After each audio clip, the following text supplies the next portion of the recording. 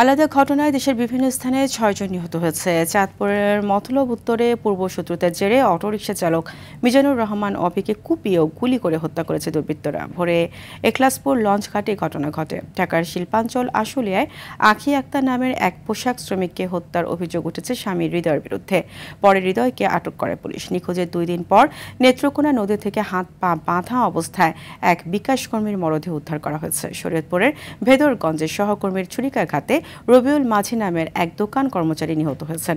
এই সময় ৩ জন আহত হয়েছে। এদিকে যশোর সদরে যুবলীগ নেতা রেজাউল ইসলামকে বাড়ি থেকে ধরে নিয়ে গলা কেটে হত্যা করেছে দুর্বৃত্তরা। তার বিরুদ্ধে একাধিক মামলা রয়েছে বলে জানায় পুলিশ।